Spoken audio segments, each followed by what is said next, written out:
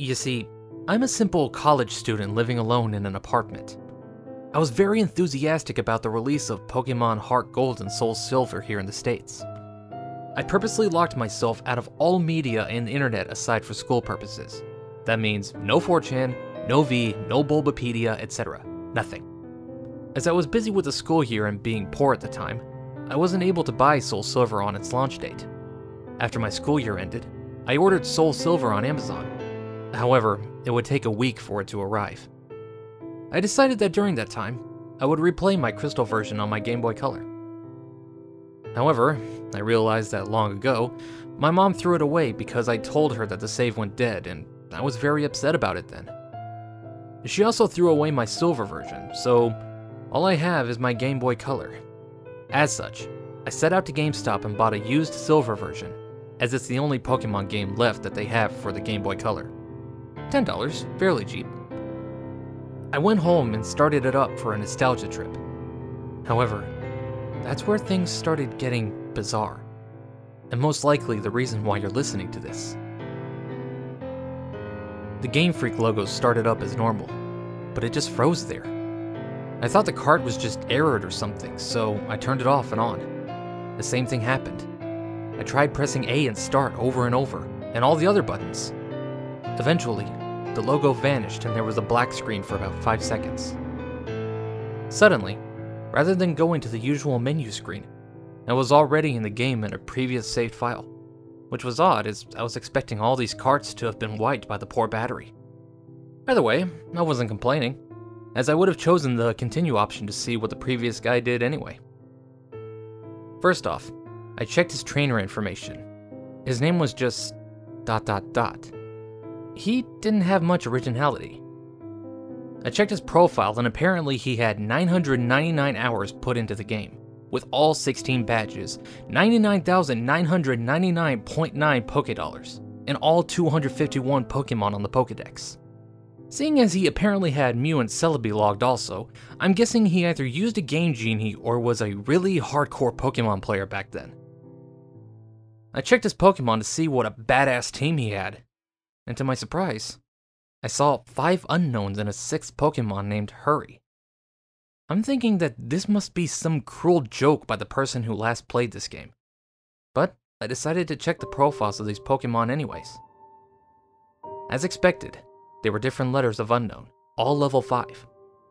I was a bit shaky with my unknown alphabet at the time, but I identified the word spelled out to be leave. As for the 6th Pokemon, it turned out to be a Cyndaquil. Mind you, this is before there were individualized Pokemon icons. The Cyndaquil looked normal, but it was level 5 with only 1 HP left with only 2 attacks, Leer and Flash. I don't know why they named him Hurry, but at the time, I just disregarded it. The most eerie thing was that, despite my volume being at max, none of the Pokemon had said their usual cries. Just pure silence. Having enough of the team, I closed it. I was parked at what appears to be a room inside Bellsprout Tower. However, for some reason, there were no NPCs around. Even more eerie was that the pillar in the middle didn't move at all, as if just leaning on its side. There was no music at all, and there was no exit or ladder, or at least I thought there wasn't. I walked around for a few minutes, but couldn't seem to find a way out. This was certainly not a room I've seen in Bellsprout Tower before. I tried checking my items for an escape rope, but the bag was completely empty. There wasn't any wild Pokemon either. Finally, I managed to find a ladder, which turned out to be behind the pillar. The screen turned black and the music finally started playing. I had a sudden chill, as I recognized that melody I heard to be the theme you hear when you listen to the radio at the Alpha Ruins where the Unknown are at. I immediately realized that it wasn't a loading transition, but rather I was in a dark room and would need flash. Before I took care of that though, I immediately checked my Pokégear to change the radio to something more pleasant. But it turns out there was no radio card, or even a phone, nor time cards. There was only a map card in which Gold, ... from earlier, and I will call him Gold from now on, was just walking in a midst of black. I recalled that Cyndaquil had Flash, so I turned off my Pokégear and made Cyndaquil use Flash. I didn't see any message saying hurry has used flash or anything like that. The room just became lit, just like that, and I soon regretted it. The room was a chilling blood red with a linear gray path heading south. The ladder I used to go up and down wasn't there at all.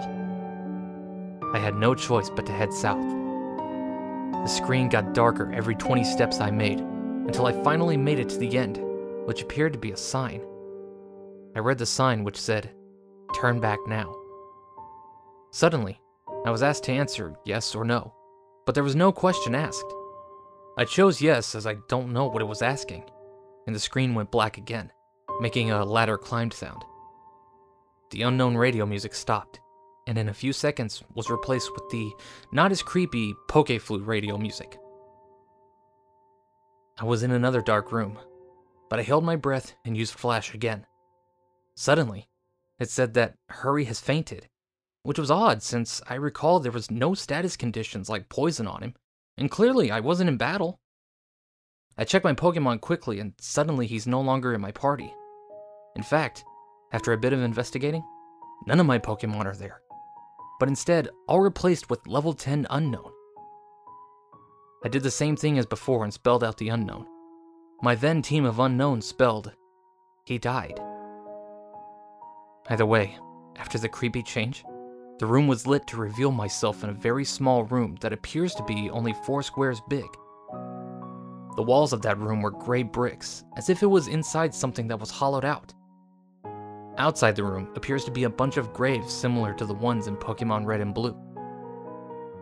I've walked around that small room and pressed A, but nothing happened. I've already concluded that this was clearly a hacked game and some sadistic fuck sold it to GameStop. However, my curiosity kept me going. I checked the trainer profile of ... again, only to find out that the sprite of Gold was missing his arms. He also seemed to appear less smug, but rather seems more sad and empty in a way that I don't know how to describe. For some reason, it also now said that he has 24 badges, which was clearly impossible. After a few minutes of aimless wandering, my character suddenly spun and did the escape rope spinning animation. Instead of flying up though, my character spun downward slowly, as if sinking. After the screen, the music stopped. After finally landing, the overworld sprite of Gold is colored differently now. Instead of the usual red color he dons, he appears completely white now, including his skin. It's as if he came straight from the colorless Game Boy games placed into a colored background on the Game Boy Color. I checked his profile, and now, while now is as white as his overworld sprite, he lost his legs and has what appears to be bloody tears from his eyes. It also says he now has 32 badges, which now starts to disturb me as the change of numbers seems to represent something important. I also checked my Pokemon, which this time contains 5 unknowns and a level 100 Celebi without a nickname. The unknown are this time leveled 15 and spelled out dying. I checked the Celebi's profile. It was a shiny Celebi, except there's only one half of the sprite. 1 leg, 1 arm, and 1 eye. It has only 1 attack. Perish Song. The area I was in itself was the Sprout Tower, with the immobile pillar as before, except everything is apparently red now. I walked north for what felt like forever. Eventually, I finally encountered some generic men and women NPC. They were all lined up to the side, just facing the long, slantish pillar in the middle. They were also white, and nothing happened when I tried to speak to them. I kept on going north until eventually, the pillar finally appears chopped off, with a transparent red in that spot. I went up to red, and without even pressing A, I was suddenly engaged and finally in a battle. The music starts again, which sounds like the unknown radio music again, but played backwards. Gold's battle back sprite matches his front one with the bloody eyes, white skin, and lack of arms, while red sprite was the same as before in GSC, except transparent. The text simply said, "Wants to battle," as if he has no name, and both of us only have 1 Pokemon each, which is weird as I swore I had 6 with the unknowns. My shiny Celebi came out, conveniently with a half sprite for the back sprite as well. The shiny noise and animation was different, as the sounds it made sound like multiple screech attacks used consecutively. Red sent out a seemingly normal male Pikachu, except he's a level 255 and his sprite seems sad and has tears in his eyes. Rather than the usual fight, item, Pokemon run menu, I was only given the option to use the attacks. Since Celebi only has one, I chose it. Naturally, since Pikachu was level 255, he went first. Pikachu used Curse, lowering his speed and increasing his other stats. I'm not even sure if Pikachu could use Curse. Celebi used Perish Song. In 3 turns, both Pokemon get KO'd. Not like I have a choice. At this point, it didn't even go back to the fight menu, as the battle just continued without me. Also note that there were no animations at all for some reason.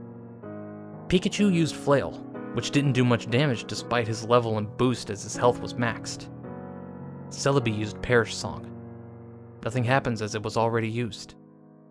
Pikachu used Frustration, which did a shit ton of damage, knocking Celebi down to less than 10 HP. Celebi used Pain Split, which surprised me as Celebi didn't even have that attack in the first place. Now Celebi and Pikachu have about 150 HP. Pikachu used Mean Look. Not like it did anything.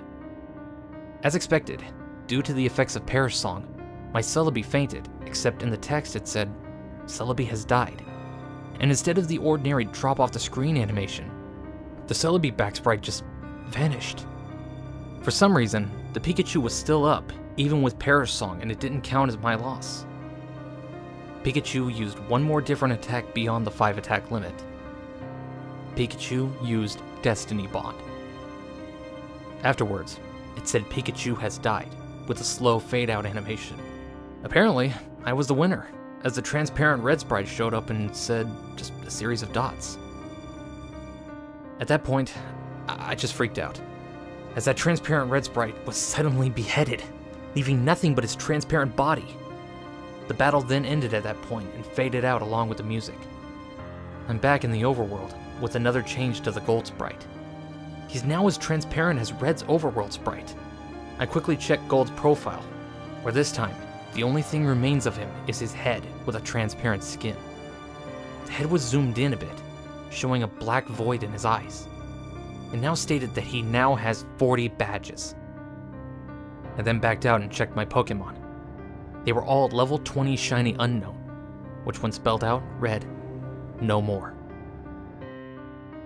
I was at what I now know is next to the end. There was apparently no music playing, but for some reason, I still felt like something was there that could be heard. I was back in my room in New Barktown. Maybe finally I get to play this game properly, but who am I kidding? I knew that sadistic fuck must have done something. I walked around my room to interact with things, as I'm a bit afraid to go downstairs to see what was awaiting down there. Note I said walked, as while the background was moving, Gold was not moving his transparent limbs at all while doing so, just floating like the ghosts you see in Diamond and Pearl. As expected, the radio, computer, and TV did not work, so I had no choice but to go down the stairs. I ended up in the same lower level room of my house. Everything appears normal except Mom isn't home. After failing to interact with anything in this room, I decided to go outside. To my surprise, the door leading outside at the south didn't work, and instead, I just walked straight through it to a void. I continued moving south to see what the fuck was going on. My house vanishes as I head south into the void. It was creepy as when I entered the void, the outline on Gold's transparent sprite turned white to contrast with the pitch black. Eventually, I reached a white area and Gold's sprite turned back and transparent again. I continued south without thinking of stopping at all. After a long trek south, I finally encountered something. It was Gold's regular sprite. I talked to it. He said, "Goodbye forever, ...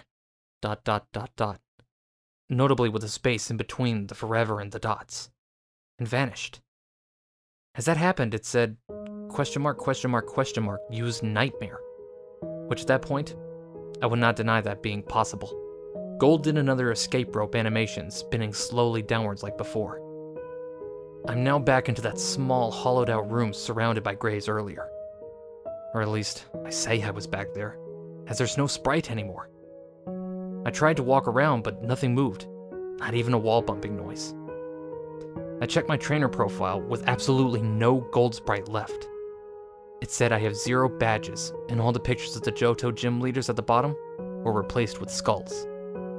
I checked my Pokémon, which were all level 25 unknown. As expected, it spelled out a phrase that I dare to read: "I'm dead." As soon as I went back to the overworld, the room I supposedly in was then covered with the same blocks as the walls. I then figured out what exactly that room was when the final text was said. RIP ... The room was a big grave, surrounded by other graves. Gold has already been dead. He died presumably a few years after he defeated Red. He was a young trainer who, despite his efforts in collecting so many badges and attempts at becoming a Pokémon master, was still unable to avoid the inevitable fate of death, and his efforts were eventually forgotten by the next generation. I was unable to escape from that text no matter what I pressed. I tried resetting the game, and the same thing happened, at which I then finally decided to give up on that horrible nightmare. After that experience, I will never look at the gimmick unknown the same way again. They say that only the first generation have folktales and legends, but the second generation have shown me how unpleasant the truth can be. I eventually enjoyed Soul Silver immensely, but I still can't unthink what that rigged game has told me.